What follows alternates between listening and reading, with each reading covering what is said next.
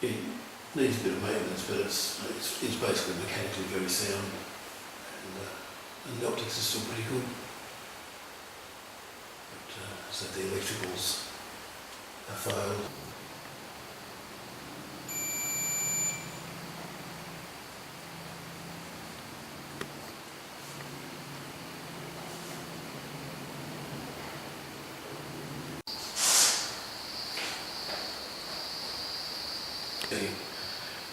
Some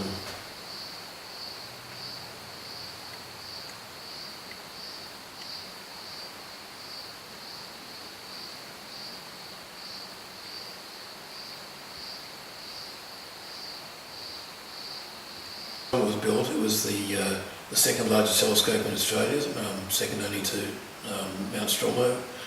It was the first telescope to have everything completely motor driven and controllable through the switch box. So we had, it's got drives for the main motor drive for tracking, but also drives for each of the axes, so it telescope can be slewed and moved around just through a control box up near the eyepiece. So it was a very advanced design for its time, and there were a lot of newspaper articles about Subtracking's progress on Ken building it. It was for late in Ken's life, astronomers from Mount Stromlo came here and took all the mirrors and everything down to Mount Stromlo and cleaned them and re-luminised them and put them back in and adjusted the optics as a gift to Ken for his contributions. And in exchange, it was also so they could assess the telescope for its quality, and after assessing it, they declared it was a professional quality instrument, research grade, and that it really it met everything that you could wish for something like this. It was for a long time the largest amateur telescope in Australia, and one of the largest built. Fred Watson and I have stood here trying to actually think of anywhere it's got an amateur built telescope with a similar kind of mounting and the degree of complexity pretty much anywhere in the world, and struggled to think of any examples. It's quite. So Ken Beams, he grew up in Gilgandra on a wheat farm. As a young boy, he taught himself Morse code and worked in the telegraph office. So when World War I broke out, like a lot of people from Gilgandra, lied about his age and signed up and became a light horseman, and in the Australian Light Horse Brigade in Palestine, where he was a signaller. After he returned from the war, there were apprentice training schemes for returned soldiers, and Ken did electrical trades and mechanical engineering trades, and from there started his own business, at first as an electrician and then making radio sets and moving into car parts and gaskets, and somewhere around 1930 he began making telescopes. So the telescope, Ken started to build this just before the Second World War. The mirror blank, which is 24 inches diameter and 4 inches thick, was cast by Chance Brothers in England. We have a letter from them apologising for the delay, saying, "Dear Mr. Beams, unfortunately hostilities have intervened, but we'll get your mirror blank to you soon." Everything about the design, even though the principles, the equatorial mounts and the optics were known, the particular design and the particular way it's built is all unique to here. So Ken had to resolve how everything was going to work himself. He made all of the parts, including stamping and winding his own self-synchronising motors. The optics he ground and polished himself.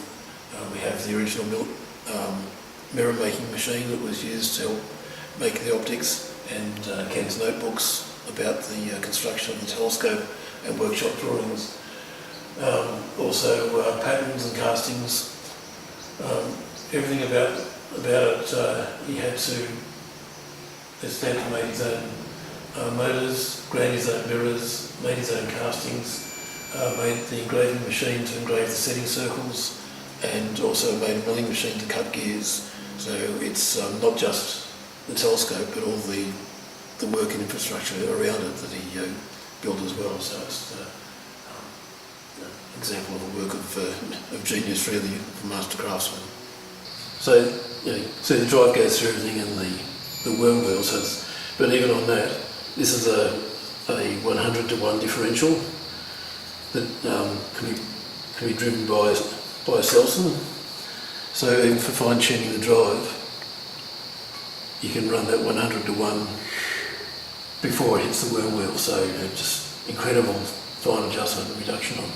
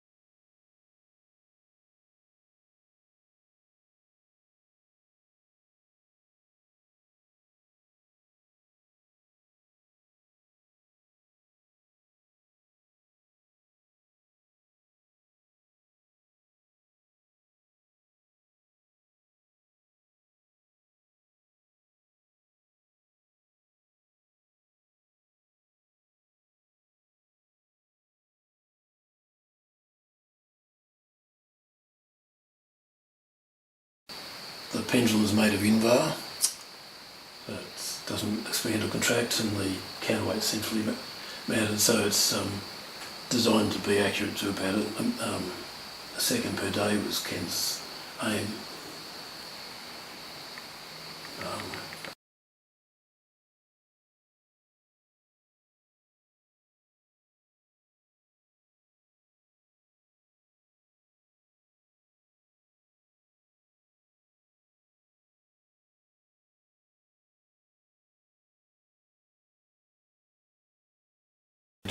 To go with his engraving machine, so he could engrave around circles, which he also then used the machine itself to make its own dials.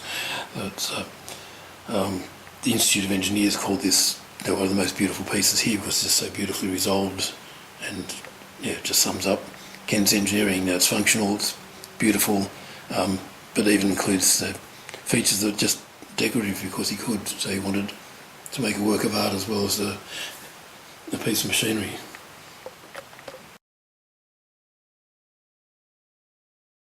Ready? So this is the tool from making a telescope mirror. You start with two pieces of glass, and as you grind them over each other, the edges of the bottom one get worn away and the middle of the top one gets worn away more, so it gradually makes the top one concave and the bottom one convex.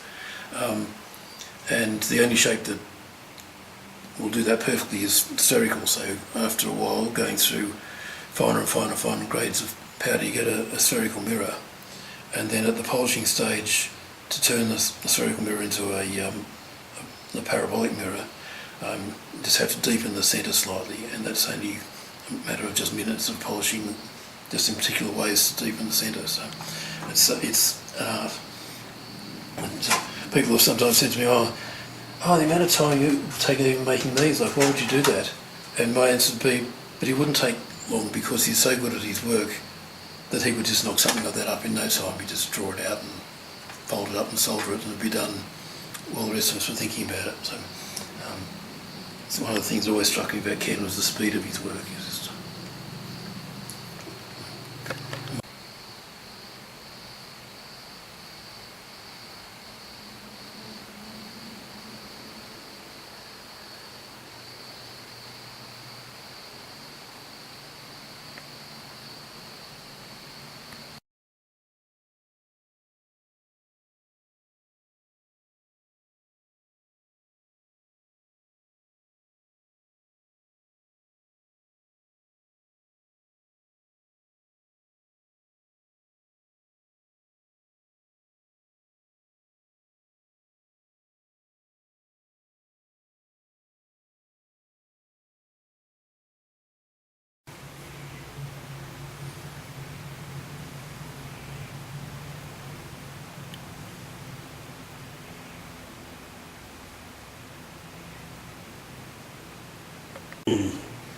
this is Ken's unfinished planetarium.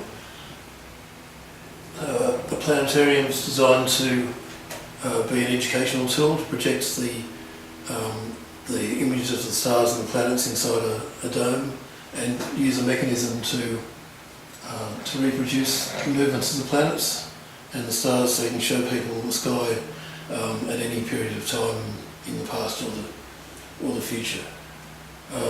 At the time we started building this, there were no large planetariums in Australia, and he met with people from governments all over the place saying, if you give me $20,000 to finish this, I'll give it to the education department. In 1979, I went to the Carl Zeiss company, who are the only people making planetariums of this size, and they gave me a quote of $20 million to build one. So,